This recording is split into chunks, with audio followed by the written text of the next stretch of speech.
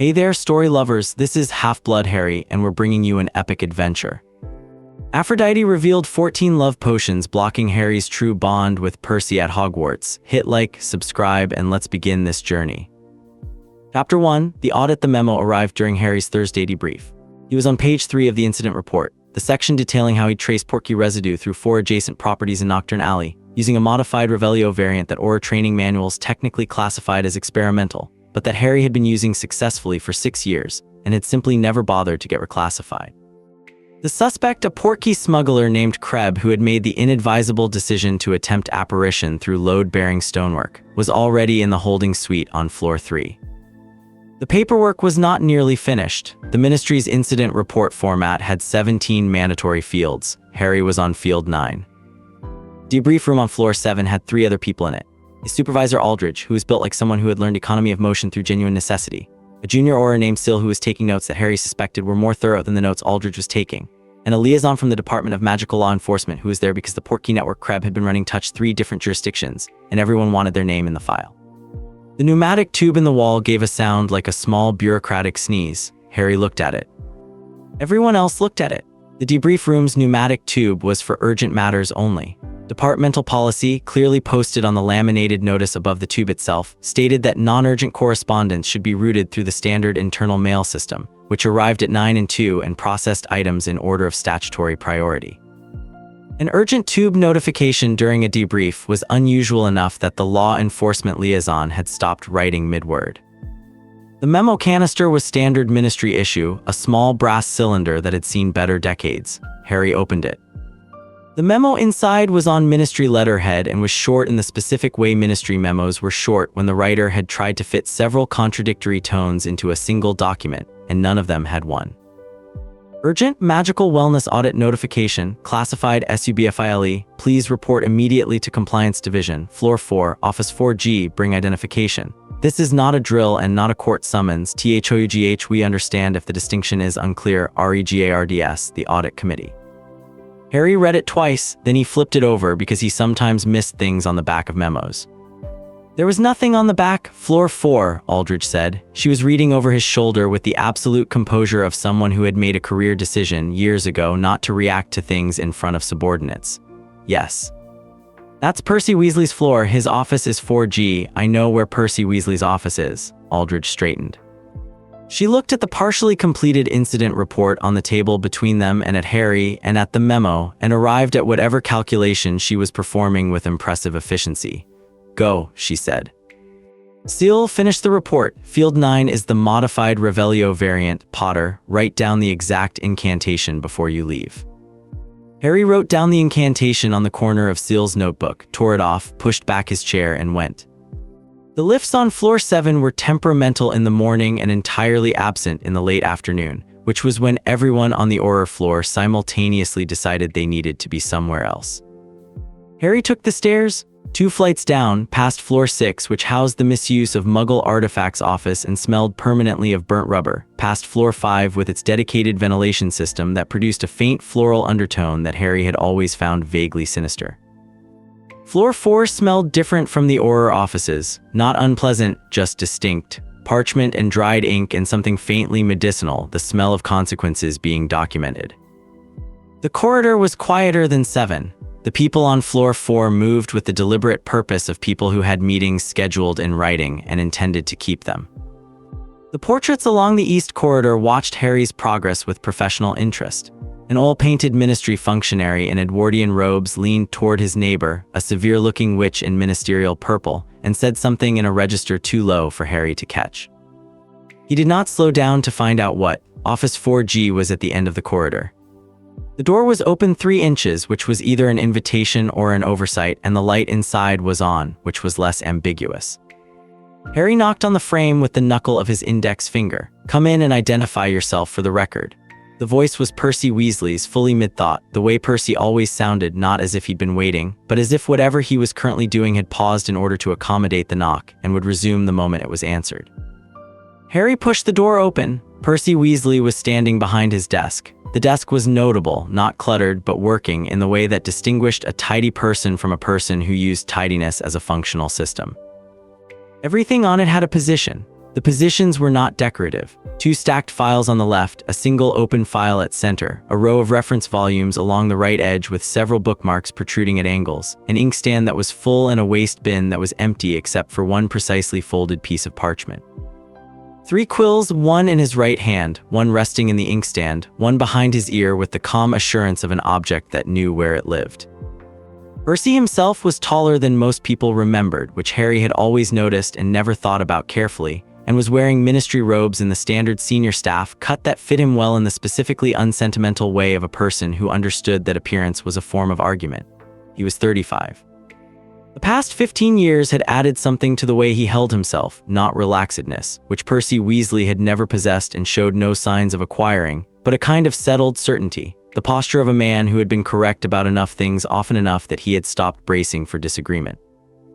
He looked at Harry with the alert, fractionally wary expression that Percy had worn around Harry since approximately the autumn of 1997 and had never entirely lost, not unfriendly, not its opposite, the expression of a person managing a variable they respected but could not fully predict. "Potter," he said. He set the file on the desk with a deliberate placement that was very slightly different from just putting something down. "You have identification." "We've met," Harry said. "The audit committee's terms of reference require verified identification of all subjects at initial contact regardless of pre-existing acquaintance." Percy picked up a different parchment from the smaller pile on his left, which Harry registered as the pile that had been prepared before Harry arrived. "I'm aware we've met. I attended your birthday dinner in August. Please show me your Auror badge." Harry showed him his Auror badge. Percy examined it, not performatively, but actually looked at it for the 2 seconds of a genuine check. He made a note on the parchment. "Sit down, Harry." The use of his first name came between the procedural formality and the gesture toward the chair like a stitch pulled slightly tight, a line that didn't quite match the register of everything around it. Harry sat. The chair was comfortable, which was unexpected. Floor 7's chairs appeared to have been selected based on a theory that prolonged physical discomfort improved report accuracy. Percy sat across from him and opened the thick file with the efficiency of someone who has already read it twice and is now presenting it. The ministry's annual magical wellness audit was conducted this year by an external body, Percy said. Per the minister's reform initiatives, specifically the Shacklebolt Institutional Review Act of 2019, the audit was required to use updated detection methodology for the first time since 1987. The methodology is called seventh sense calibration. It detects residual magical compounds in an individual's emotional response pathways, traces of potions that act on bonding, feeling, and autonomous decision-making. It is significantly more sensitive than anything we have previously used. He turned to the first page of the file's substantive content and turned it to face Harry. The audit flagged 17 anomalous readings across active ministry personnel. He waited. 14 of them are mine, Harry said. Percy looked at him. There was something precise and brief in his expression, the look of someone acknowledging that the other person has understood quickly and is adjusting the pace accordingly. Yes, that's a considerable number, yes. Percy turned the page back and found the compound table. I can walk you through them in sequence, or I can give you the overview first. Whichever is more useful. Overview. The compounds fall into 3 functional categories: general suppression agents, which inhibit the formation of significant emotional responses broadly; targeted suppression agents, which act on specific types of bonding or attachment; and one compound in a 3rd category. Percy turned to the correct page with the exactitude of a man who had memorized the layout, which is more sophisticated than the others and which I'll address separately because it has time-critical implications. Time-critical. Yes, Percy did not elaborate immediately. He turned the compound table back to face Harry. The 14 compounds include 6 that were administered during your time at Hogwarts, 5 during your early Auror service, and 3 that are more recent. 11 have fully or partially metabolized, 3 remain active. He pointed to the 3 rows in the table highlighted in red, a color choice Harry suspected was not accidental. These are the active compounds. The first 2 are residual and at low enough concentrations to be manageable. The 3rd is PA3. Harry looked at the row. Pathway Adhesion Suppressor 3rd Generation. PA3, Ministry Reference, HSCRS 7 PA3 PP01. Estimated first administration, 2016. Current residual level, 68%. Legal status, active. What does it do? Harry said. Percy turned to the secondary file. He had it tabbed already, which said something about how thoroughly he'd read it and in what spirit. PA3 is a two-stage compound. Stage 1 is suppression. It operates on a specific bonding pathway, inhibiting the formation of what the compound literature calls a primary bond. The affected individual experiences the relevant feelings as ambient, subcritical, present in the system, but not registering above the threshold where conscious recognition occurs. Percy's voice had the quality of someone reading from a document they've had approximately 1 hour to come to terms with. Stage 2 is what the audit committee's apothecary consultant describes as the binding clause. It activates under a specific trigger condition. He paused. The trigger, Harry said, the trigger is identification of the compound while still active. Percy's quill was in his right hand and entirely still, which Harry had already come to understand was a reliable indicator that Percy was managing something.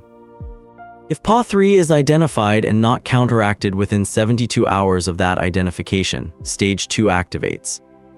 The compound shifts from active suppression to permanent seal. The affected emotional pathway is occluded permanently. What does occluded mean in practice? Percy said, with the care of someone who has chosen this word out of several options and is not entirely comfortable with any of them. You would retain full social and emotional function in every other respect. The specific pathway, the capacity for primary bonding, would be permanently closed. The compound becomes self-sustaining, integrated into the subject's own magical structure. It cannot be removed once Stage 2 completes. Harry sat with this for a moment. The ventilation in the wall made its steady, moderate sound. Through the window, which faced the ministry's internal atrium rather than anything so useful as outside, the building's regulated lighting held its consistent, season-independent afternoon register.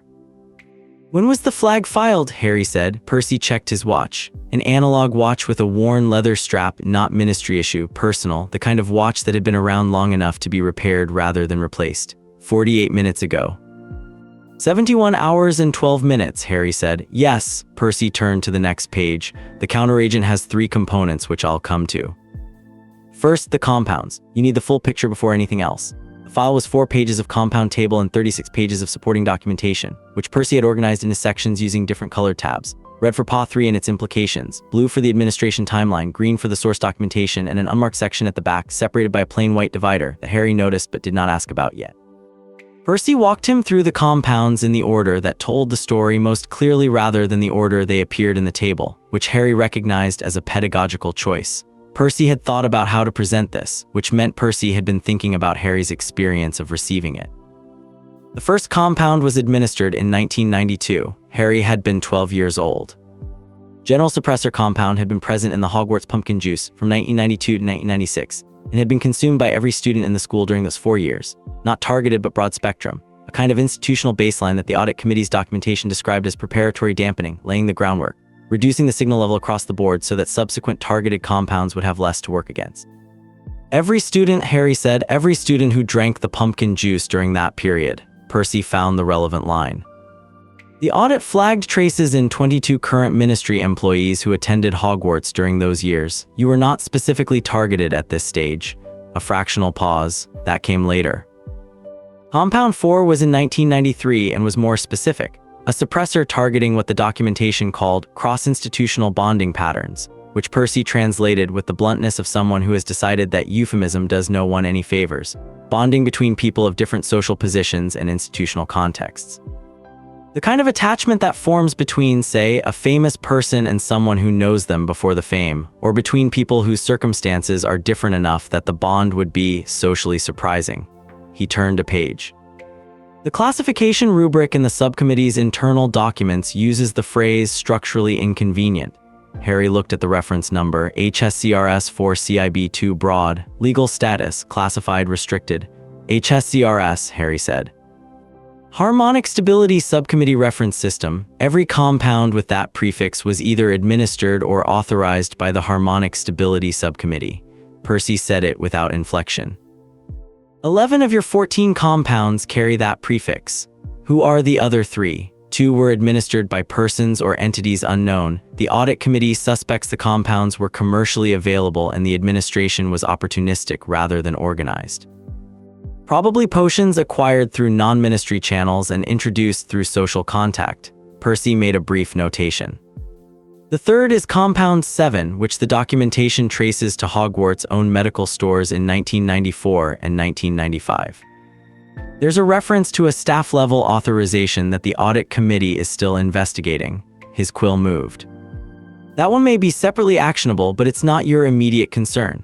Harry looked at the timeline Percy had already partially constructed in the blue tab section, a rough chronological sketch of administration events, drawn in advance of this meeting, with gaps marked by question marks and confirmed dates underlined.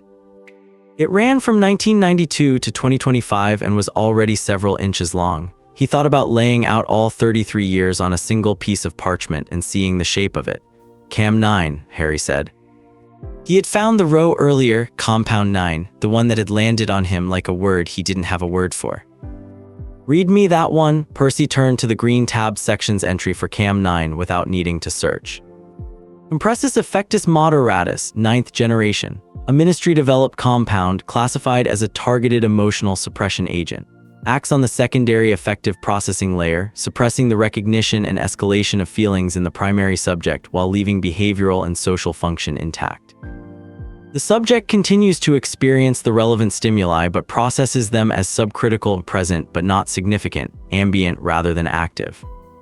First administered to this subject approximately 2003, estimated through compound decay modeling. Last confirmed administration 2018.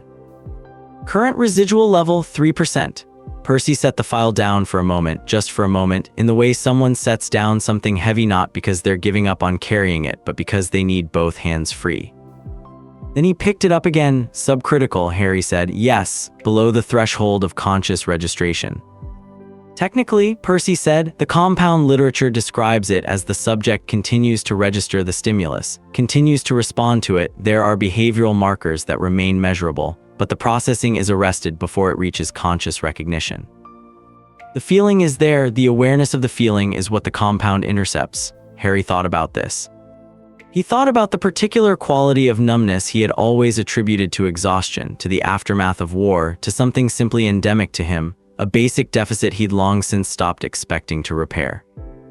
He'd told a therapist about it once briefly in 2010 and had described it as, I know what things are supposed to feel like, I process them differently. The therapist had used a word he'd forgotten. The word in the compound file was subcritical. He thought about being 23. He thought about 2003, about the first year of Auror training, about staying late because he always stayed late because there was nothing specific to go home to, and riding the lift down at 9 p.m. and finding Percy Weasley in the lift with 6 files, and a thermos that had clearly been cold for hours and the specific shadows under his eyes that only happened when someone had been in a building since before sunrise. He'd looked at Percy and thought something that his processing had immediately classified and filed and never returned to. Something that the compound in his system had received and redirected before he could see where it was going. 20 years ago, Percy, Harry said. Percy was looking at the file. The trajectory data, Harry said. The compound was suppressing a specific pathway. There's a subject. The trajectory data names them.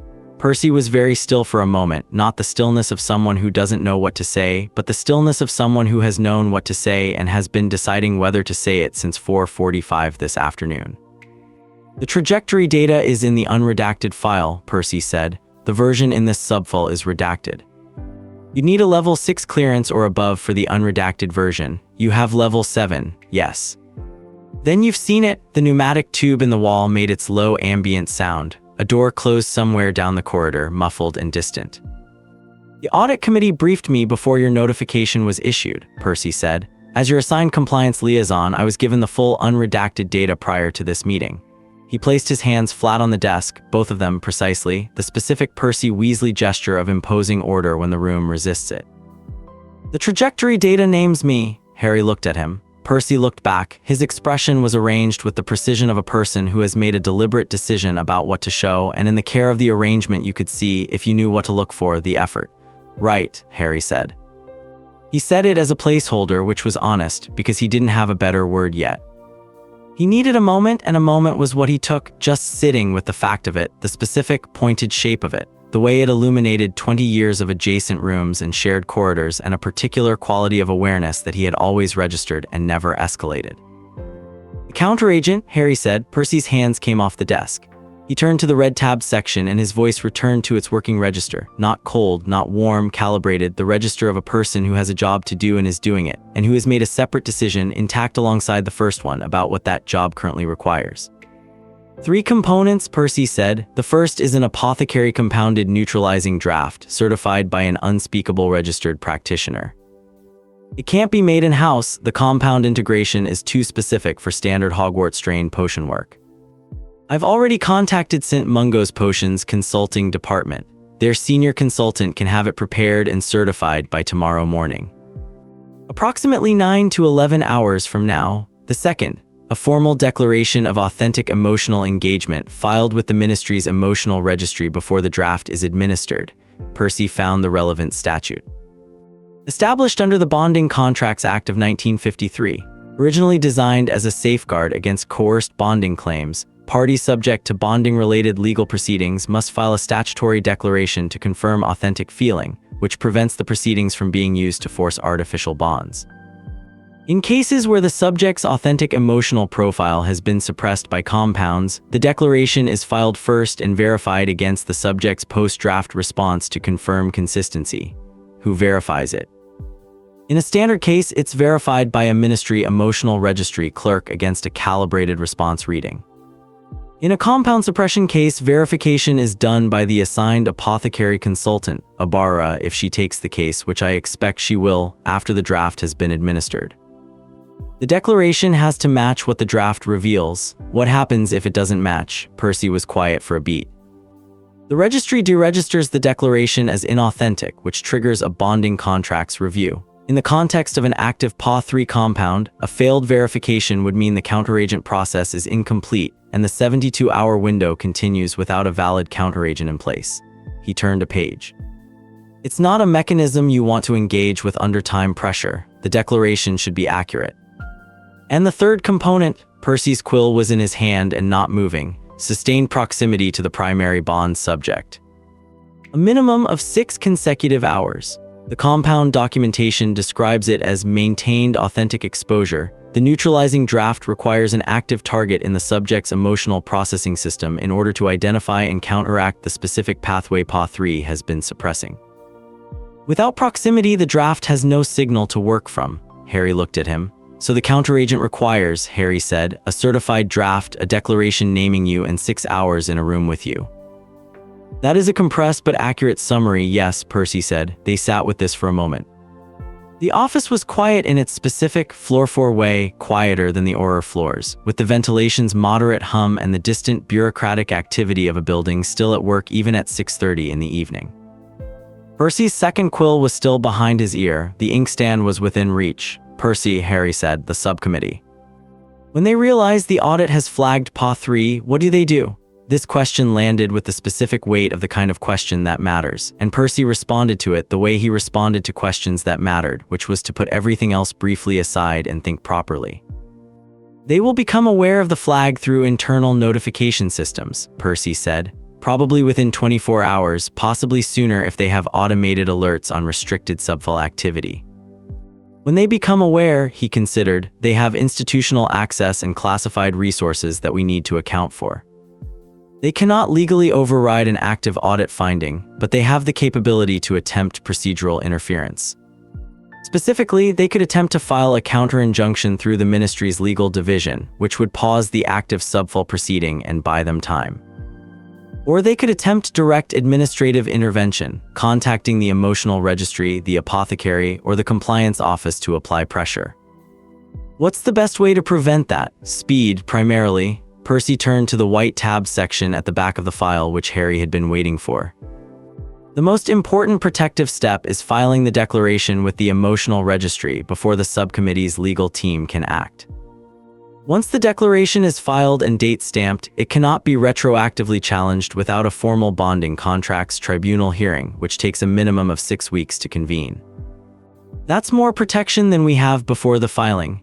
He opened the white section. The second step is having the full unredacted subcommittee operational records in evidence before we approach the Department of Mysteries, which requires a Level 7 overnight access request filed in the next. He checked the worn strap watch, 34 minutes.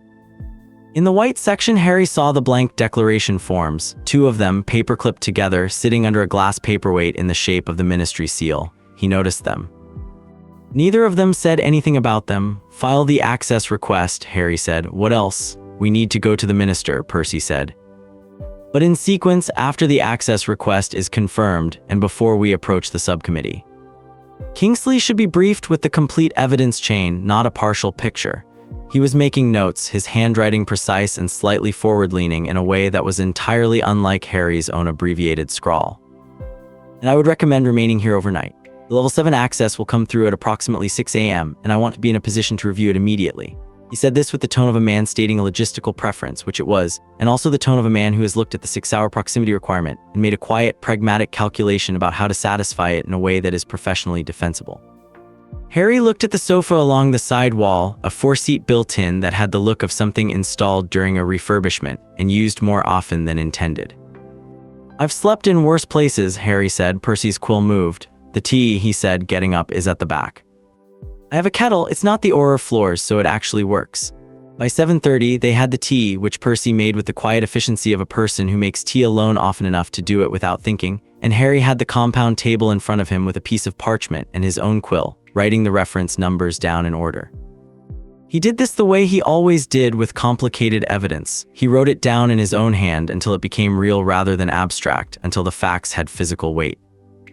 Percy was building the administration timeline in the blue section, cross-referencing the compound dates against the ministry's internal records, which he could access remotely through the office's secure documentation terminal. The terminal was making the quiet, specific sounds of an old but functional system being asked to pull historical files. "The catering system," Harry said. He had reached the 2004-2012 section of the compound table, where the administration vector changed from Hogwarts pumpkin juice to something Percy had marked with a small bracket and a question mark. "You put a question mark? I had a working hypothesis, but I wanted the catering records before confirming it." Percy turned from the terminal. "The ministry's 3rd-floor morning briefing service, the daily tea and coffee provision for Auror staff and senior compliance personnel." He checked the documentation. Cam 9 and 2 related compounds were present in the morning refreshment service for approximately 8 years. The subcommittee had access to the building's magical infrastructure maintenance contracts, which include the catering services enchantment upkeep. He turned back to the terminal. "You were drinking dose tea every morning for 8 years. Harry wrote down the reference numbers. He wrote them in his own handwriting on his own piece of parchment, and he did not feel what he was not yet ready to feel about this, which was a large and specific amount, and instead he wrote down the reference numbers and asked the next question. "The male adhesive, 2016. The catering contract changed vendors in 2014. Percy's voice was back to the working register, facts delivered at pace. New vendor meant new access arrangements. The subcommittee had to re-establish their administration mechanism. There's a 2-year gap in the compound records, 2014 to 2016, which corresponds to this. In 2016, they introduced PA3 via the official ministry correspondence adhesive seal. Outgoing mail from certain departments, law enforcement, the minister's office, HR, administrative services, uses a standard ministry issue adhesive. The subcommittee apparently has access to the stock. He found the relevant passage. PA3 is an integrating compound. Once established in the subject system, it doesn't require ongoing administration. The initial exposure was sufficient. Harry looked at his hands. He thought about the thousands of ministry envelopes he had opened over 9 years, each one with the familiar slight tackiness of the official seal adhesive, each one, he now knew, carrying the last and most sophisticated of 14 deliberate alterations to the way he experienced his own life. Right, he said. He added PA3 to the reference number list and drew a line under it. Harry, Percy's voice had changed register. Not dramatically, just fractionally, a step sideways from the working tone into something more direct. He was looking at the terminal screen, the 2003 entry in the compound records. Harry looked up. Cam 9 was first administered in your first year of Auror service, Percy said. He was not looking at Harry. He was looking at the screen. The subcommittee's internal records, which I'm pulling now through the preliminary access in the main file, describe the 2003 administration as a response to what they call a flagging event in the trajectory analysis. He turned the monitor so Harry could see the passage, highlighted in amber by the system's restricted document marker. The trajectory analysis flagged an unmanaged primary bonding signal in subject Potter's pathway profile. The flagging event is dated April 2003. April 2003. Harry had become an Auror in January 2003. He had been 23 years old. He had been in the Ministry building for 3 months when someone in the Department of Mysteries had looked at whatever their instruments measured and decided that the direction of his attention needed to be redirected. He thought about the lift, the 6 files, and the cold thermos, the particular quality of tiredness in Percy's face that had been something. That had been something he had noticed and the compound had received and the compound had classified and filed and never returned to him. April, Harry said. Percy was still looking at the screen. Yes, that would be, Harry stopped, restarted. I remember April 2003. I was 3 months into training. I was staying late because I always stayed late. You were. I was junior undersecretary, Percy said. His voice was entirely level, which was its own kind of information. My first year in that position, I was also staying late, regularly. The lift, Harry said. Percy was quiet for precisely 1 moment, and in that moment the level working register of his voice did something, not collapsed, not broken, a shift, the specific shift of a carefully maintained thing adjusting under pressure it had been managing alone for a long time. Yes, Percy said. I remember the lift. Neither of them said anything for a moment. The terminal hummed. Somewhere down the corridor a door opened and a voice said something administrative and the door closed again. I need to ask you something, Harry said. Percy looked at him. When the audit committee briefed you, Harry said at 4:45. They told you what was in the file. They told you it was my file and what the trajectory data said and what PA 3 was doing and what the 72-hour window meant. He looked at Percy directly. They gave you the option to recuse. Yes, Percy said. You didn't know why. Percy set his quill on the inkstand with precision. He said, because I am the most qualified person in this building to manage the legal components of an active restricted subfile under the Bonding Contracts Act, the Audit Provisions Act, and the relevant subcommittee statute. Because the 72-hour window is not a generous window and a transfer and rebriefing would have cost, he calculated, which was Percy calculating the way he always did, immediately and accurately, 3 hours minimum, possibly 4. So you kept the file. I kept the file, because of the time constraint. Percy met his eyes and there was nothing performed about his expression, just the specific, careful attention of someone choosing to be honest about a thing that honesty makes more complicated. Yes, he said in the tone of a man using a correct answer. Harry held his gaze for a moment. Then he pulled the compound table back toward him and looked at row 14, PA 3, and the 68% residual level, and the legal status that read active, and the 70 hours and 40-some minutes remaining. Start with compound 2, Harry said. In order, Percy started with compound 2.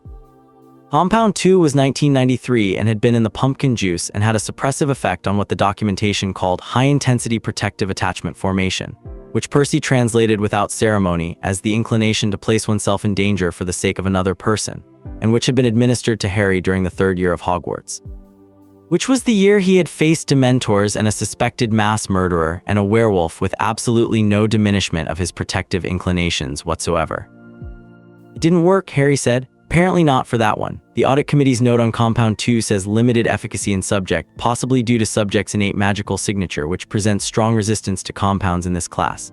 Percy read this without comment, but there was something in the set of his shoulders that might, from certain angles, have looked like satisfaction. My magical signature fought it off, for that one, not for all of them, but for that one. Percy turned the page. Compound 3, he said. They worked through the 14 compounds in order, Percy reading and cross-referencing, Harry writing. By the time they reached compound 11, they had 4 pieces of parchment covered with annotations in 2 distinct handwritings. Percy's precise upright strokes and Harry's abbreviated, left-leaning notation, and the administration timeline had grown from Percy's preliminary sketch to a documented, cross-reference case record that ran from 1992 to 2025. Harry looked at it spread across the desk. They didn't stop during the war, he said. Percy's quill was still, no, Hogwarts, 1997. The Carrots were running that school like a detention center and the subcommittee had their compound in the pumpkin juice. The record shows no interruption, Percy said. His voice was the specific flatness of a voice being actively kept level. The internal documentation describes the 1997-1998 period as operationally uninterrupted. He turned the page. which means someone was maintaining the compound administration in that building throughout the year you were living rough and trying to destroy Horcruxes. The subcommittee considered that a normal period of operations. Harry looked at the timeline. He looked at the specific years of it, the years with shapes he knew, the years he'd been through in ways that had left marks. And here was this other line running parallel to all of them, patient and institutional and entirely indifferent to what any particular year had cost. The Harmonic Stability Subcommittee, Harry said. Tell me about Morel. Percy moved to the section of the file he'd designated for subcommittee personnel, Vashti Morel. Senior Unspeakable appointed to the subcommittee's lead operational role in 2009. She has a background in theoretical bonding mechanics. Her published research, pre-Unspeakable, focused on what she called optimal attachment matrices in high-influence magical populations. He turned a page. The subcommittee's program significantly accelerated under her leadership. Before 2009, the operational records suggest a more conservative approach: general suppressors, broad-spectrum administration. After 2009, targeted individual programs begin appearing. The synthesized compounds, the profiles. Percy's quill moved. She is, by every measure I can access, entirely convinced that what she is doing is correct. That's worse, Harry said considerably. Percy looked at the file. People who know they're doing wrong can be stopped by consequences. People who believe they're doing right need to be shown they're wrong, and they don't accept the showing easily. He paused.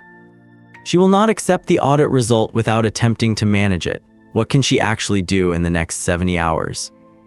Legally, very little once the declaration is filed and the access request goes through. Percy turned to the back of the file. The Level 7 access locks the subcommittee's operational records to read-only for all personnel below Level 8, which is only the minister and 2 designated deputies, once I pull them overnight. They cannot modify their own records after I've accessed them, which means the evidence chain is fixed. He made a note. What she can do is apply pressure through the legal division, through personal contact with senior ministry figures who may not want the subcommittee's existence to become public, and through whatever she considers legitimate institutional channels. He looked at Harry. We should assume she will do all of these things. We should also assume she has done this before, managed an audit finding, applied institutional pressure, made something inconvenient disappear. The 1987 audit found nothing. It's possible the 1987 audit found nothing because it was designed not to find anything. He set the note down. We are the first audit team she has not been able to predict. Harry thought about this. He thought about Morel the way he thought about any opponent, methodically, without drama, looking for the shape of the problem. A person who believed she was right, institutional access, a history of successful management, a 70-hour window in which she had options. And on the other side of it, Percy Weasley, who had read every statute applicable to this situation and had already built the methodology that would make her interference procedurally impossible if they moved in the right order. File the Level 7 request, Harry said. Tonight. I'm filing it now. Percy was already at the documentation terminal. And we go to Kingsley at 7 tomorrow morning. 7. Before the catering service begins, before the normal working day creates opportunity for interference, and after we have the Level 7 records in hand. Percy typed the access request with 2 fingers, which was Percy's entire typing style, not hunt and peck, but deliberate 2-finger work that was somehow as fast as touch typing because Percy did everything at the speed of someone who has eliminated all wasted motion. I'll send him a ministry-secured notification now confirming the meeting. He'll expect it, Harry said. Percy turned and looked at him for a moment with an expression that was almost briefly something other than professional. Yes, he said. I expect he will. He turned back to the terminal and filed the request and sent the notification, and the ministry's pneumatic system accepted both items with its small, characteristic sound, and outside the window the atrium had shifted into its evening lighting register, quieter, lower, the building's equivalent of settling in. Harry made a second note on the timeline. In the margin of the 2003 entry in his own abbreviated handwriting, he drew a bracket and wrote a number that corresponded to nothing in any compound table, but that meant something specific to him. April, lift, 3rd floor. He wrote it the way he wrote things he needed to be real. Percy did not look at it, or if he did not say so. The access request was filed. The blank declaration forms were under the paperweight. They had 69 hours and 50 minutes and a kettle that worked and 4 pieces of parchment that said, in the combined evidence of 2 handwritings, everything that had been done and who had done it and what came next. Right, Percy said, and he pulled the next section of the file toward him and began. Chapter 2, the counteragent Harry slept on Percy's office sofa. This required no negotiation. Percy said around 11 p.m. that the level 7 access would arrive at approximately 6 a.m., that the sofa was a four-seater installed during the 2019 refurbishment, that it was adequate, and that Harry's flat in Islington was 20 minutes by flu under normal circumstances, and that under restricted subful protocols, compliance liaison was technically required to maintain documented contact availability, the subject throughout an active 72-hour proceeding.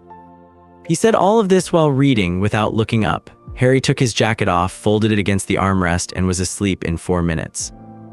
He woke at 4:27 to the specific silence of a building that has been running all night on reduced staff, and to the sound of Percy already working. Not the sound of Percy starting to work. The sound of Percy in the middle of something, quill moving, pages turning, the occasional precise keystroke on the documentation terminal. The overhead light was on at its daytime setting. Percy had changed into a fresh set of robes at some point, which meant he kept a spare in the office, which told Harry something particular about the hours Percy regularly kept. On the corner of the desk, a cup of tea was sitting in a position that was clearly not Percy's position, too far from the working area, angled toward the sofa. Percy had made it and put it there without waking Harry, which was a small act so specific in its consideration that Harry needed a moment before he could look directly at anything else. He sat up. He reached for the tea. It was still warm, which meant it had been made recently, which meant Percy had been tracking the approximate time Harry was likely to wake. Level 7 came through, Percy said without looking up. He turned a page. The red quill, his annotation quill, was moving steadily. 47 active interference projects. I've been through 19 of them. Harry drank the tea. He looked at the desk. The level 7 records were spread across it in Percy's system. 4 discrete stacks, each with its own tab notation, each representing a portion of the Harmonic Stability Subcommittee's operational history that had been classified above audit detection for the better part of 6 decades. Even at this distance, Harry could see the density of the red annotations. Percy had been marking passages with the concentrated speed of someone who reads quickly and angry. How many of the 47 are time-sensitive? Harry said. His voice had the specific quality of voices at 4:30 in the morning, lower, without the professional calibration. Ours is the only active PA3 case, Percy said. 3 other subjects have active compounds that require attention within the next 30 days. The remaining 43 projects are complex but not immediately critical. He turned another page. We are, for reasons the subcommittee's own records make fairly clear, the priority case. He found the relevant passage and read it without ceremony. Subject Potter presents the highest institutional visibility coefficient in the current subject pool. Disruption to established trajectory management for this subject carries the greatest risk of public exposure. Priority maintenance recommended. He set the page down. They were most afraid of this one being found. Harry looked at the window. The atrium outside was running on its overnight lighting, a low, blue-adjacent register that made the ministry look like a building in a dream of itself. The founding charter, Harry said. Who signed it? Liaison DEPT, Mysteries. Percy had already pulled the relevant document, which meant he'd found it in the first hour of access. The designation is an administrative role, not a name. I've been trying to cross-reference it against the 1960s ministerial records, which are on a different archive system. It's going to take more time than we have before Kingsley. He made a note. The legal team can pursue the founding history as a separate strand. What matters for the next? He checked the watch. 66 hours is Morel in the active program. Harry got up. He straightened his Auror robes, slept in, but Auror-grade material was built for exactly this kind of situation, which was why the tailoring specifications included crease resistance as standard, and moved to the desk. He pulled Ron's chair from the corner because it had become, over the course of the previous evening, implicitly his, and he sat down and said, "Tell me about the founding charter," Percy told him. He did it with the file in front of him and his voice in its working register, and Harry listened the way he listened to evidence briefings, not passively but actively, tracking the shape of it, noting the points where the logic strained or the documentation had gaps. The subcommittee's founding charter dated to 1963 and had been established under the broad authority of the Department of Mystery's mandate to maintain Magical Britain's structural integrity. The founding argument, as Percy quoted it, was precise and internally coherent in the way that well-reasoned bad ideas always were.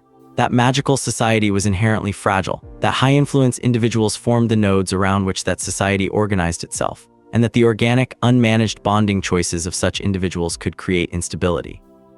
That left to their own devices, people of significance would form attachments that were messy, politically inconvenient, and structurally unpredictable. That the role of the subcommittee was to provide what the charter called guidance, a word Percy noted with the flatness he reserved for euphemism, that covered 20 years of Harry's morning tea. They thought they were doing architecture, Harry said. They thought they were doing necessary maintenance on a structure that would otherwise collapse. Percy turned a page. The distinction they drew was between individual preference and collective stability. Individual preference was expendable, collective stability was not. He looked at the document. It's a coherent argument if you accept the premise. Which premise? That people like you can't be trusted to choose for themselves. Percy's voice was entirely level. That the consequences of your choices are too significant to leave to you. Harry looked at him. Right, Harry said. The argument falls apart at the application, Percy continued, because the stability they were protecting was not actually social stability, it was institutional comfort. The audit records show that approved partners were selected for what the subcommittee called manageability, not compatibility, not happiness. Not any measure of genuine welfare. He closed the founding charter document and moved it to a separate stack. They were protecting the ministry's preferred image of its heroes. That is not the same thing as stability. No, Harry said, it's not. He thought about the approved partner, Eloan Marsh, a healer with excellent credentials and no ministry connection, selected in 2003 because she was maximally stable and minimally politically complicating. He thought about what his life would have looked like, built around someone selected because she was manageable. He thought about whether it would have felt like anything at all with PA 3 integrated and the pathway closed, or whether it would simply have been adequate, subcritical. He thought about the word occluded. He thought about 66 hours, the subcommittee's notification alert, Harry said. When does it trigger? Their automated system monitors restricted subfile activity for any subject classified above HSCRS 3. Percy pulled the operational records for the subcommittee's communication protocols. The standard notification delay is 8 hours. It's now 4:42 a.m., which means they were notified at approximately 10:40 last night. While we were here, Percy made a note. Morel would have received her personal notification within an hour of the system alert. She has been aware of the PA 3 flag since approximately 11:30 p.m. What has she done since 11:30? I don't know yet. Percy turned to a secondary file, the one he'd been building overnight on the subcommittee's personnel and communication network. I have a monitor on the ministry's internal memo system for key identifiers, subcommittee reference codes, restricted subfile designations, and the 3 names in her administrative support team. The monitor will tell me when those identifiers generate traffic. He looked at the screen. It flagged its first notification at, he checked, 4:17 a.m., 14 minutes ago.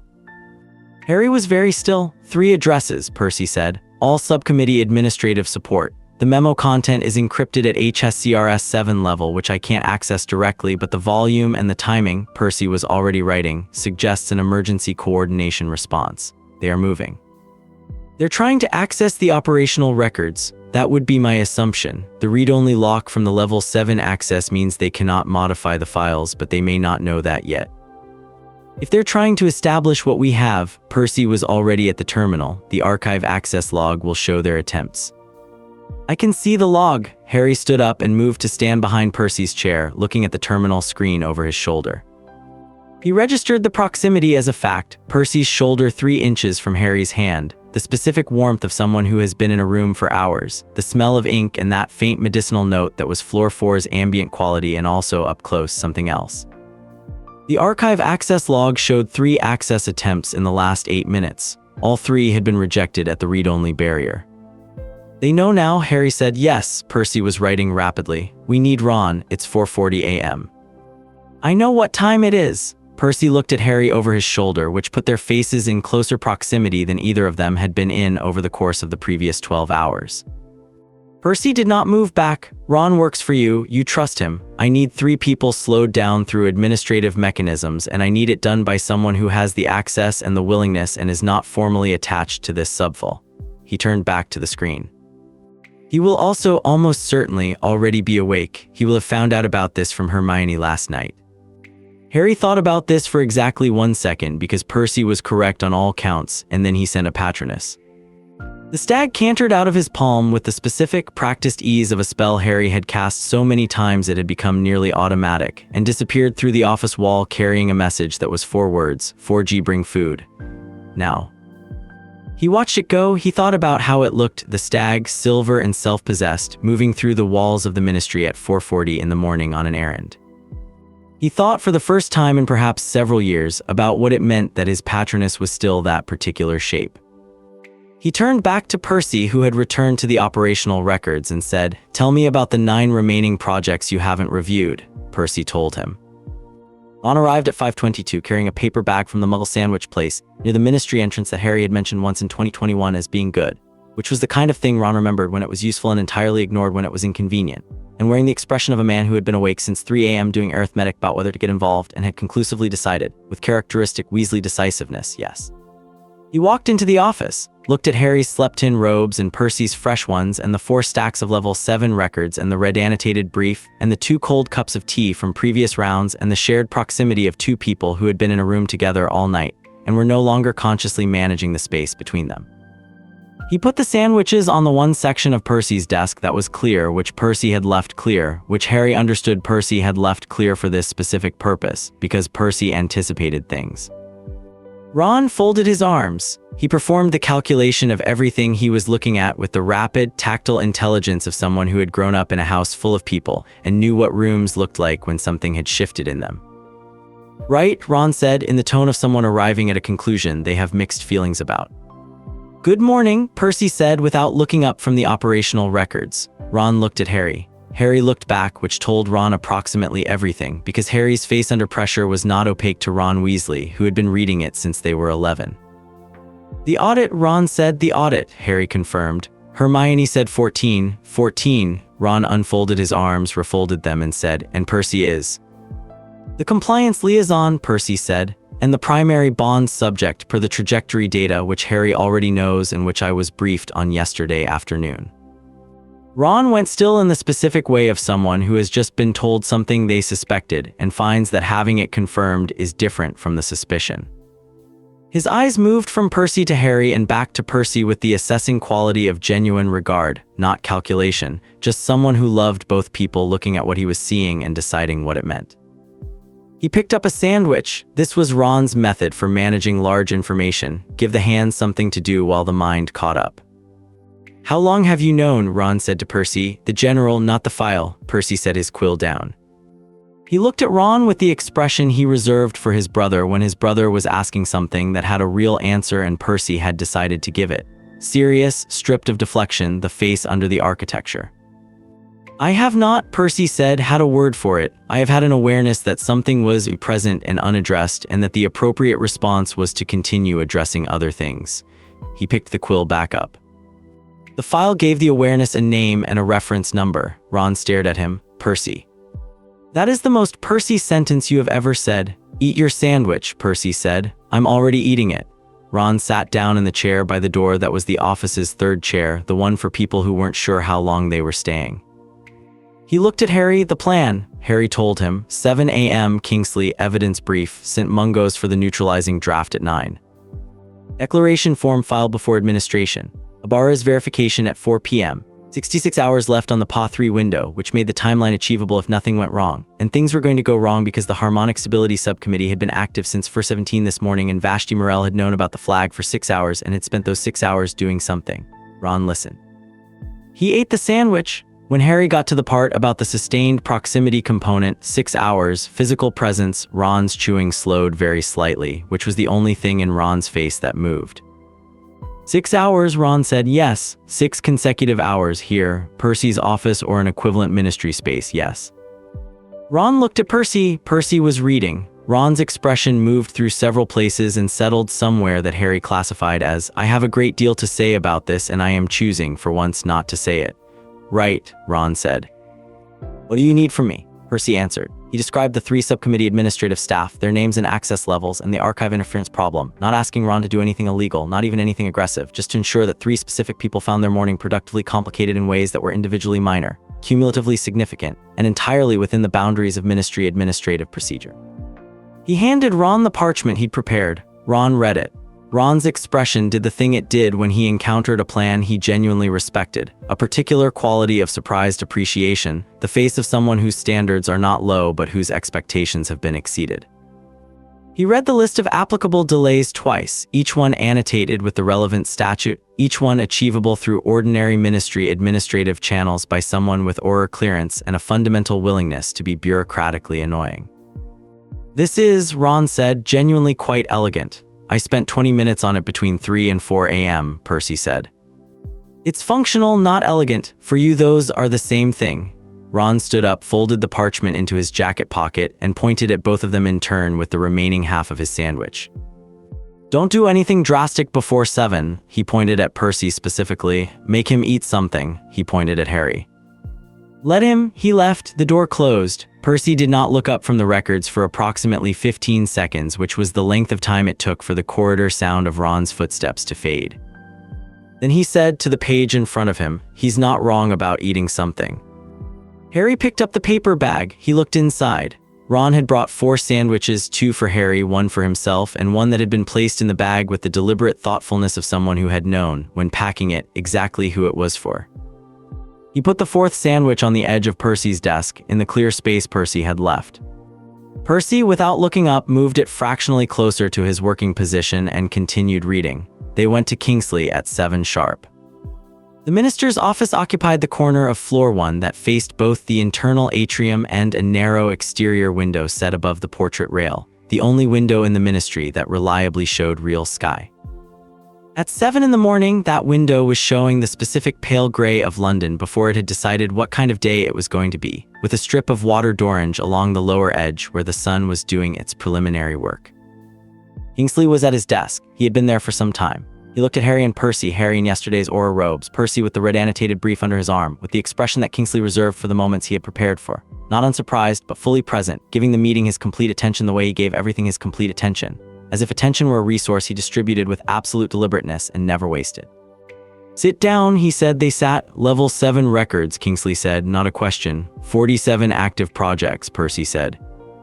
He placed the brief on the desk. 19 current subjects. The subcommittee's full operational history going back to 1963. He opened the brief to the first section.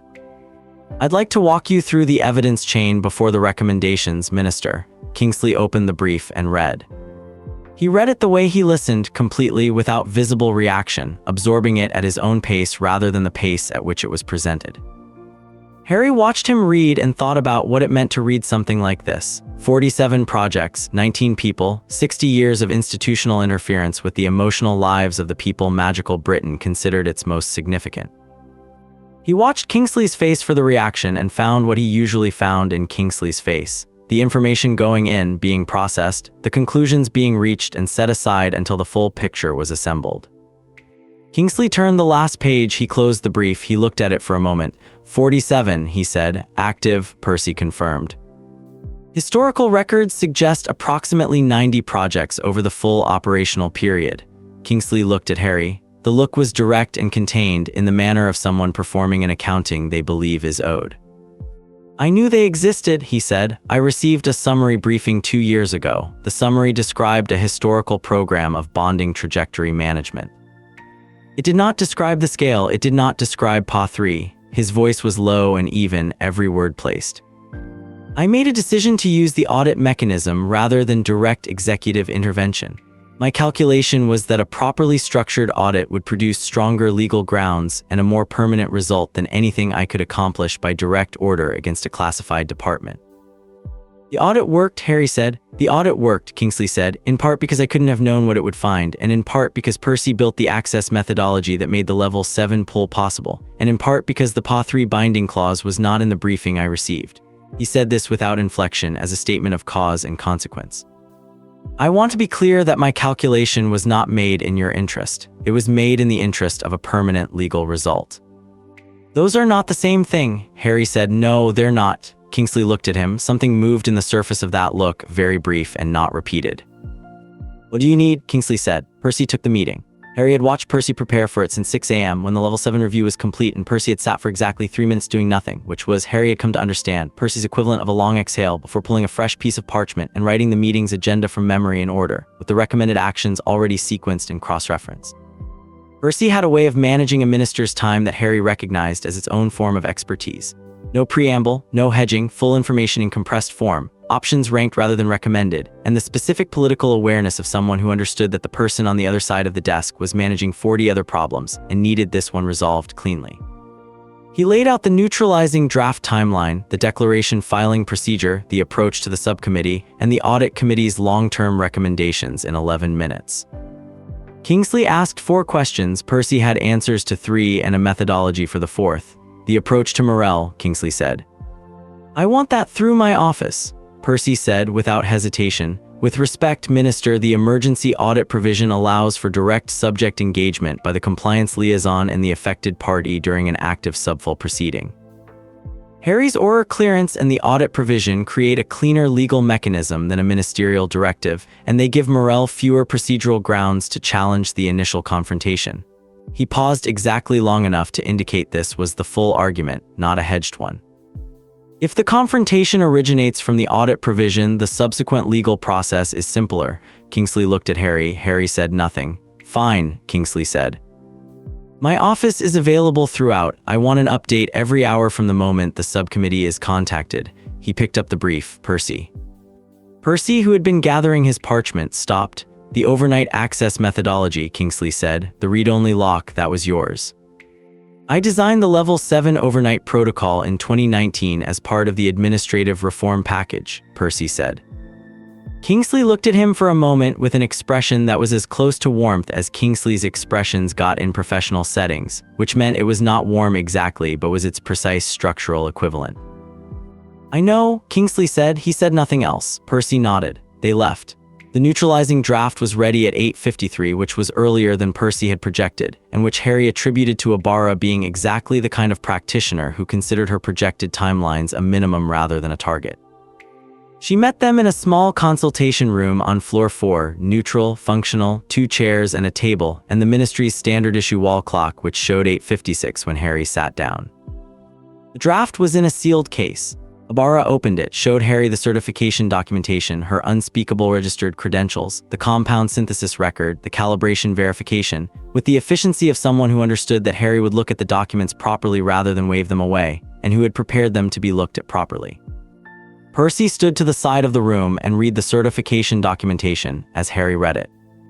They were not reading in coordination. They were reading independently from different angles, but arriving at the same checkpoints in approximately the same time, which was the specific quality of 2 people whose minds moved at similar speeds through similar types of material. Auror watched this with the expression of a professional who has seen many things in consultation rooms and has chosen not to assign meaning to most of them. "The declaration form," she said, "it needs to be filed before I administer the draft." Percy reached into his inside breast pocket, a gesture so practiced it was entirely unconscious, and produced the blank declaration form from the previous evening's preparation. He put it on the table in front of Harry along with a quill that was not the one from the desk, was instead the spare Percy kept in the same pocket, which Harry recognized as the quill Percy used for things he was signing himself rather than things he was writing for files. Harry picked it up. He looked at the form. The second page. The top, "Please provide a declaration of authentic emotional engagement consistent with the bonding pathway identified in the attached compound assessment." The declaration should be specific, first person, and sufficient for verification against post-counteragent emotional profile. General statements will not be accepted. A minimum of 3 sentences is required. There is no maximum. He wrote 3 sentences. He did not draft them first. He wrote what was true, which arrived without requiring a draft because things that have been true for 20 years do not need to be composed. They need only to be written down. He signed it. He dated it. Put the quill down. Percy took the form without reading it and placed it in the official registry submission envelope he had also prepared in advance and had also been carrying in his inside pocket, and sealed it with the press of his thumb on the official seal, and handed it to the ministry courier he had apparently prearranged because the courier appeared at the door at 9:04, and accepted the envelope with the wordless efficiency of a pre-booked collection. Harry watched all of this and thought about what it meant to be the kind of person who pre-booked the courier before knowing exactly when the form would be signed, because the form would be signed when Harry was ready to sign it, and when Harry was ready to sign it, there should not be a delay in the registry receiving it. "Ready," Auror said. Harry took the draft. It tasted of nothing particular, not sweet, not sharp, not the melodramatic flavor of potions in novels. Just a faint, clean neutrality, like very cold water. He felt no immediate change. Auror said there would be no immediate change. The compound integration was gradual, over hours, and what he would notice was not a sudden shift but a slow, cumulative clarification. The way a room became lighter not when you opened the curtains, but in the minutes afterward while your eyes adjusted. "Verification at 4 p.m., Auror said. She picked up her case. "The 6-hour proximity clock runs from now. Are you returning to your office?" she asked Percy. "Yes," Percy said. "Good." She looked at both of them with the professional directness that had characterized every interaction Harry had had with her. The transition can be disorienting. Having a clear task helps. "We have tasks," Percy said. "I gathered." She moved to the door. "I'll see you at 4. She left, and it was 9:07 a.m., and the draft was in Harry's system, and they had 63 hours and 53 minutes remaining on the PA3 window, and they had work to do. The memo traffic Harry had been watching through Percy's notification system spiked at 9:21. He saw it happen, 3 addresses generating significant volume in under 2 minutes, the identifiers flashing on Percy's monitor with the urgency of people who had just confirmed something and were responding to it. "They know we pulled the records," Harry said. "Yes." Percy was already standing, already reading the access log. "They've attempted 3 modifications to the operational archive in the last hour and hit the read-only barrier each time. They now know what the barrier means." He turned from the monitor. "Morell is calling an emergency subcommittee session at 10 a.m., Department of Mysteries briefing room." He looked at Harry. "We should be there when it opens." Harry was already standing. Percy gathered the evidence brief, the 12-page annotated summary, the founding charter extract, the 47 project list, the administration timeline, with the swift, precise movements of a man who knows exactly where everything is because everything has a place. He straightened the brief against the desk once, which was his habit, the gesture of someone who needed the physical satisfaction of edges aligned before moving into a situation that would not be. They went. Floor 9 had a quality that Harry had noticed years ago and never fully articulated. It was not darker than the rest of the ministry. It had the same institutional lighting, but the light seemed to go somewhere else when it got there, to be absorbed by the particular density of the walls or the specific bureaucratic gravity of a place that officially didn't exist. He had been here before in his 20s with very different knowledge of himself and considerably less well-prepared backup. Percy walked next to him at a pace that was slightly faster than Percy's usual professional stride, not urgent, but purposeful in a way that resolved into its own momentum. The Department of Mysteries briefing room was through a series of doors that required credentials at each threshold. Harry's Auror clearance handled the first 2, Percy's level 7 handled the third. The fourth opened because Harry put his hand on it and it recognized something in him that the ministry had never bothered to declassify, the residual magical signature of someone the building had known since he was 17 and had been making exceptions for ever since. The door opened. Vashti Morell was standing at the head of the briefing table. She had 2 members of the subcommittee's administrative support with her, not the 3 Ron was delaying, Harry noted, which meant Ron had successfully managed 2 of the 3 and the third had found another route. She also had a ministry legal officer, which confirmed that Morell had anticipated this encounter and had prepared for it, which confirmed that she was exactly as intelligent as her record suggested. She looked at Harry when they entered with an expression Harry had seen before on people who believed they were in the right. Measured, composed, genuinely concerned, the expression of someone performing harm management sincerely, which was always harder to work against than the expression of someone who knew what they were doing and didn't care. "Auror Potter," she said. Her voice was the voice of someone who had given important speeches before and knew how to open them. "I'm very glad you came directly. This audit result has been deeply alarming. I want to assure you that the subcommittee is prepared to cooperate fully with the review process, and I want to have the opportunity to provide context for what you've read in those records, because the operational history is." "Senior Unspeakable Morell," Harry said. He said it at his normal volume, which was not loud, and at the specific register he used when he had already made the decision and was issuing the consequence of it. Not anger. Anger was a heat source, and Harry didn't need heat sources. He needed precision. "I'm arresting you under Section 12 of the Emergency Audit Provisions Act for obstruction of an active civil proceeding, unlicensed compound administration to a ministry employee without therapeutic warrant, and breach of the Bonding Contracts Act of 1953. as detailed in the evidence brief which my colleague will now file with the Ministry's independent legal officer. Percy turned to the legal officer, not Morell's legal officer, the independent Ministry legal officer who was required by procedure to attend any Department of Mysteries operational review, and held out the brief. The independent legal officer, who had the expression of someone who had reviewed a significant number of uncomfortable ministry situations and had long since made peace with the discomfort, accepted the brief, logged its receipt on the portable registration device, and date-stamped it at 9:47 a.m. Morell's composure remained. It was professional composure, not personal composure, maintained through genuine conviction rather than performance, which meant it wouldn't crack under pressure the way performance did, but it would shift under weight. She looked at Percy and then at Harry, and Harry could see her reading the room, reading the documentation trail, reading the specific quality of preparedness in both of them. The subcommittee's charter, she said to Harry with the specific focus of someone identifying the argument most likely to land, authorizes the program under Department of Mysteries operational mandate, which supersedes standard ministry procedure for. The charter is in the brief, Harry said. Page 4, it's classified below your own operating threshold, which means the authorization you're citing doesn't hold against a level 7 pull. He looked at her. Percy. Section 4 of the subcommittee's founding charter, Percy said, without looking at the brief because he had memorized it at 3 a.m., grants operational authority under the Department of Mysteries mandate only in cases where the program's activities do not breach existing statutory protections for ministry employees. Bonding Contracts Act of 1953 predates the charter by 10 years and is not superseded by it.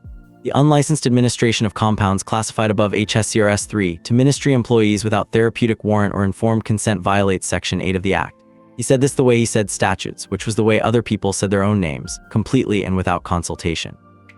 That is the legal basis. We can also cite the Human Dignity in Magical Practice Act of 2004, Sections 3, 7, and 11 if you'd like the full catalog. The legal officer was writing. Morell looked at Harry. Her expression had shifted, not cracked, shifted in the way of someone whose map had just been tested against the actual territory and found wanting. She was not afraid of Harry. She had never been afraid of Harry, which was part of what had made 20 years of this possible. She had assessed him as a manageable risk and had been managing him for 2 decades with the calm confidence of someone who was not wrong about most things and had not yet been wrong about this one. She looked at him now with the expression of someone standing at the exact moment they became wrong. The program, she said, and her voice was quieter, the professional warmth receding to something more fundamental, was not designed to harm you. I want you to understand that every decision made in the context of your file was made in the belief that it produced better outcomes for you, for the people around you, for the ministry's preferred image of me, Harry said. He said it without heat, without performance, without the kind of emphatic delivery that would have made it sound like a speech. He said it the way he said true things, clearly and once. Take her to the holding suite on 3. The Auror Harry had signaled at the floor 9 entrance. He'd sent the signal while they were still in the lift as a procedural step, came through the door at exactly the right moment, which was not luck but planning. The Auror was junior but competent and had the specific quality of someone who was not going to make the mistake of treating a Department of Mysteries unspeakable as anything other than what she currently was, which was under arrest. Morell went with the Auror. She walked upright and composed, which Harry respected without it changing anything. The administrative support staff were escorted separately by a second Auror, also prearranged, also already in position, who had materialized from the corridor with the smooth efficiency of a deployment Harry had briefed at 6:52 that morning, while Percy was in the middle of the Kingsley brief preparation and had managed entirely without Percy's involvement, because some things were Harry's operational domain, and this was one of them.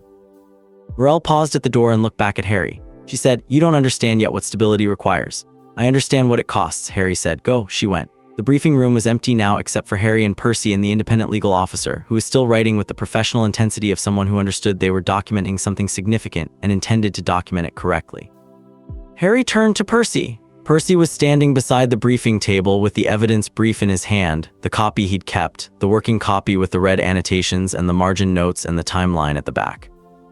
He was looking at the door Morell had left through, and his expression was doing something that Harry had not seen Percy's expression do before. It was not formal, not arranged, not managed. It was the face of someone who has been carrying a particular weight for a long time and has just watched the source of that weight be escorted out of the room, and who does not quite know what to do with the absence of it. One of the portrait wizards on the briefing room wall, an elderly man in unspeakable's robes who had been watching proceedings with the alert interest of someone who had seen a great many significant things happen in this room over a very long painted life, drew himself up, and looked away from the door with the quiet, pointed finality of a portrait that had wanted to do that for years and had finally had the opportunity. Harry looked at Percy. 4 minutes, Percy said. His voice was not entirely steady for the first time since Harry had walked into office 4G the previous evening. Not shaking, just human, which was different and more specific. "We did the work last night," Harry said. Percy looked at him. In the long, flat light of floor 9, with the evidence brief in his hand and the formal register entirely absent from his face, Percy Weasley looked like himself, not the senior undersecretary, not the compliance liaison, not the hyper-prepared, hyper-correct architecture of 15 years of building himself into indispensable. Just Percy. Hired and clear-eyed and entirely present. "Shall we go upstairs?" Percy said. "Yes," Harry said. Back in 4G it was 10:15. The rest of the day moved through its stages with the functional momentum of a well-prepared case reaching its conclusion, which was its own kind of satisfaction, not dramatic, just the quiet efficiency of things resolving in sequence because the groundwork had been thorough.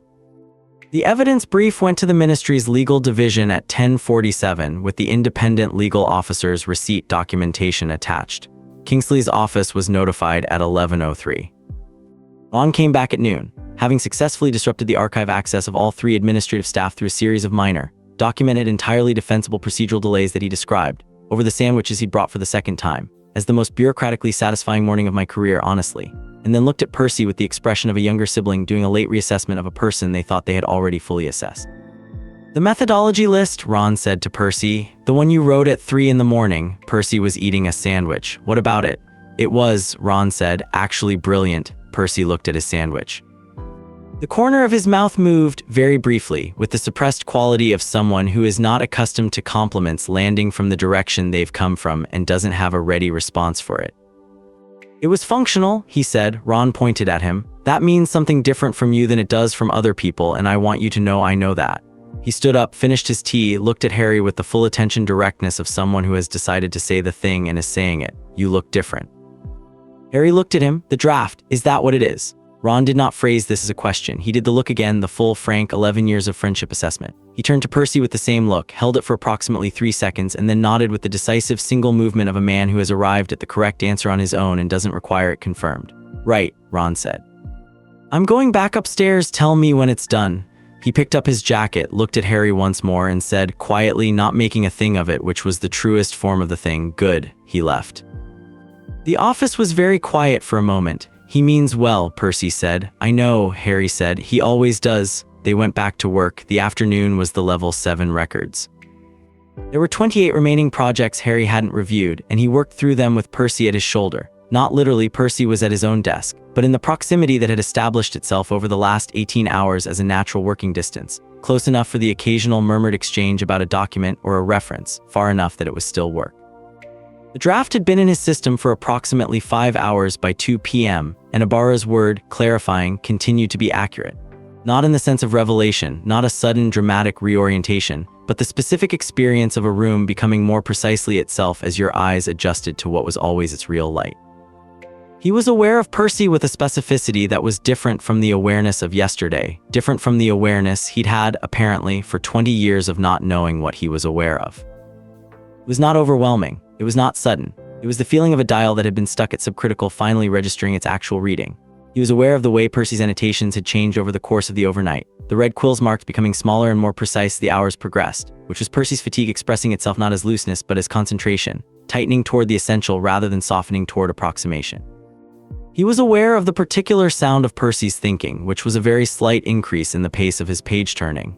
He was aware that Percy had made tea twice during the afternoon and had, both times, placed Harry's cup in the correct position without being asked and without comment. He registered all of this and did not try to manage it, which was new and was, he thought, the draft doing its work. At 3:40, Percy's notification system flagged a message. "The emotional registry," Percy said. He read it. "Declaration receipt confirmed and registered, 9:04 a.m. timestamp." He set the message down. "The verification will be confirmed or denied by Ibarra at 4. "I know," Harry said. Percy was quiet. He was looking at the notification, which said only the procedural things, receipt confirmed, timestamp, file number. His hands were in his lap. Harry looked at the level 7 records, and then he looked at Percy looking at the notification, and he thought about 3 sentences written without a draft, and about what they had said, and about the particular quality of silence that had followed Percy's flat on the desk the previous evening when Harry had said, "I don't want a different liaison." "Percy," Harry said. Percy looked at him. I want to tell you what I wrote, Harry said, before Auror gets here, not because the procedure requires it. Percy did not say you don't have to or you're not obligated or any of the procedural deflections available to him, which said something specific about where Percy was at 3:42 p.m. on a Friday in the Ministry's climate-controlled air, with the evidence brief filed in Morel in the holding suite and 20 years of compound data on parchment, and the draft doing its clarifying work. He turned in his chair and he was simply there, facing Harry without the managed composure, without the formal register, without the architecture. His hands in his lap. His expression, open, is the word, though Harry had never used that word for a person before and wasn't sure it was accurate until he looked at it and knew it was. All right, Percy said. I wrote that I've been aware of you since 2003, Harry said. Not as background, not as family context, you specifically. The way I'm aware of things that matter, the same processing level I use for actual problems, real things, things that require attention. He looked at Percy directly, the way he looked at things that required attention. And that there's a quality to it that doesn't apply to anything else in 33 years of being aware of things. I've spent 15 years in professional proximity to a lot of people. It's not proximity, he stopped, continued. And that whatever the compound was suppressing, I don't think it was creating something artificial. I think it was intercepting something real. The difference is that the real thing was already there and the compound was just between me and knowing it. The ventilation made its sound. Percy looked at him for a moment that was not brief but was also not long, and in it Harry watched him not as a subject of analysis but as the specific person Harry had been watching, apparently since April 2003, and was now watching without interference. Percy said that is, he stopped, looked away, the window, the atrium, looked back, substantially more precisely stated than I am currently able to match. You don't have to match it, Harry said. I know I don't have to. Percy's voice was entirely his own, no register, no architecture, the voice under the voice. I want to, the wanting to and the being able to are not. He made a sound that was not quite a laugh, the sound of a person colliding with their own limitation and finding it unexpectedly survivable. I told Ron I would tell him how I felt after the verification because I didn't want to, while the compound's status was unresolved. I didn't want to contaminate it, Harry said. That was the word you used. Yes, Percy looked at his hands. The procedural reasoning was valid. It was also a very convenient procedure. Yes, Percy looked up. I know. He said it without deflection, without the formality that would have made it a concession rather than an acknowledgement. I have been, he chose the word with the visible care of someone building a precise sentence from imprecise material. Aware of you since considerably before the file named me, since before it would have had a name to give. I have spent a significant portion of the time since then being very productive professionally and the pause was a full second, insufficient personally in a way I had attributed to various other causes. His voice was quiet, not small. Quiet with the particular quality of something that has been private for a long time and is being said for the first time in a room where it will become real. The file gave it a name. The name made it impossible to continue calling it something else. Harry said nothing for a moment. He listened to the ventilation and the distant ministry sounds and the specific silence of an office in which something had just been said out loud. The subcommittee classified you as a complication, Harry said. Then as irrelevant, Percy said. They were wrong on both counts. Percy looked at him. Something moved in his expression briefly without drama, the movement of something that has been held in place for a long time finally allowed not to be. Yes, he said, I know. A knock at the door. Auror opened it with the professional directness of a woman who has seen many things and has made peace with excellent timing being largely a matter of discipline. She looked at both of them, assessed what she was seeing, and said, Verification. Ready? Percy turned back to his desk and straightened a page that did not need straightening. Harry said yes. Auror's verification took 11 minutes. She ran the calibration against Harry's current emotional profile, cross-referenced against the declaration's 3 sentences, which she read with the same professional directness she brought to everything as a technical document, which Harry found he did not object to, and made her notes with a thoroughness that was its own kind of reassurance. Consistent, she said. The declaration matches the unmedicated profile within the verified tolerance range. PA3 is metabolizing on schedule. Current residual is down to 41%, which is ahead of the projected rate. She made a final note. The binding clause is no longer viable. Stage 2 cannot trigger against a compound at this residual level. She closed her case. The other 2 active compounds will clear within 40 hours.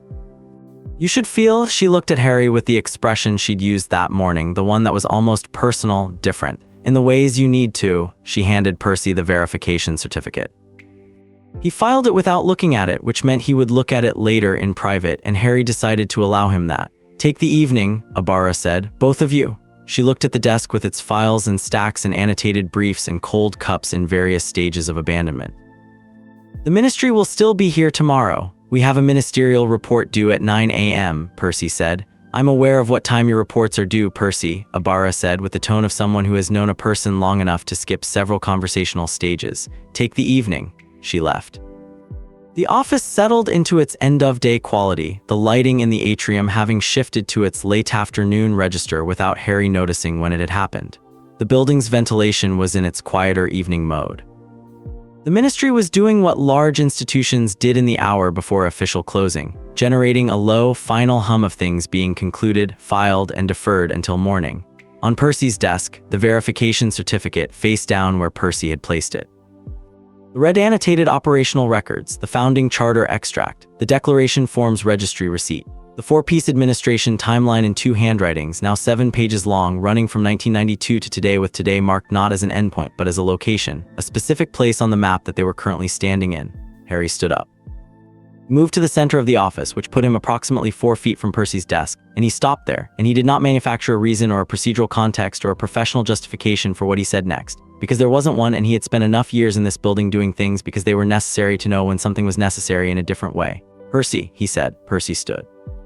Not in response to being called, he had clearly already been standing, but in the way of someone who has made a decision between one breath and the next.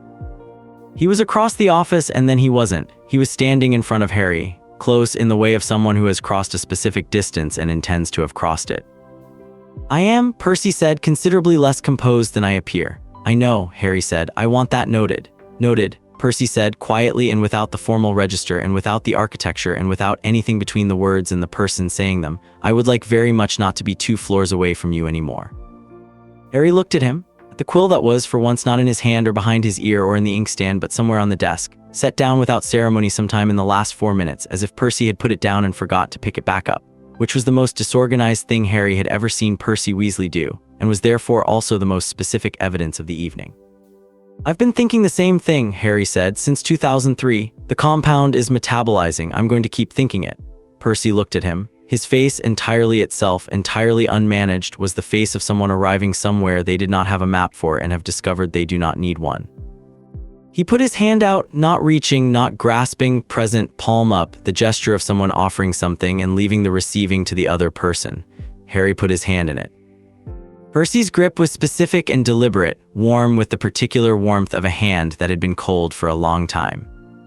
They stood in the middle of Office 4G, in the ministry's moderate and uninflected air, with the verification certificate on the desk and the administration timeline in 2 handwritings and 59 hours of PA3 window still technically on the clock but no longer dangerous, because the Stage 2 trigger was no longer viable because the compound was metabolizing. Because Auror had done her work and Percy had built the access methodology and Harry had written 3 sentences without a draft and Ron had delayed 3 ministry employees through legitimate bureaucratic mechanisms, and the Harmonic Stability Subcommittee had spent 20 years on this particular project and had lost. Outside the window, the atrium was doing its evening thing. Somewhere above them, the ministry was filing its final memos of the day and closing its pneumatic tubes and running its standard issue overnight maintenance. The portraits in the corridor were settling into their after-hours conversations. The climate control was holding its uninflected cool. "You're in 4G, Percy Weasley said. "The ministerial report is going to require at least 3 hours of concentrated drafting, and I will need access to the supplementary audit records from the legal division, which close at 6, so if we leave in the next..." He checked the worn watch, the strap catching the light. 12 minutes. "We can collect the supplementary records before close and then..." Harry looked at him. Percy stopped. "After dinner," Percy said. Harry said, "After dinner." They stood there in the specific unmanaged quiet of an office that had seen 20 years of correspondence and procedure and very little that was simply itself, and the ministry hummed around them with the moderate efficiency of a large institution that did not know and could not file what had just happened inside one of its smaller rooms. The quill was on the desk, the verification certificate was face down, the administration timeline was 7 pages long and ended today. The evening was theirs.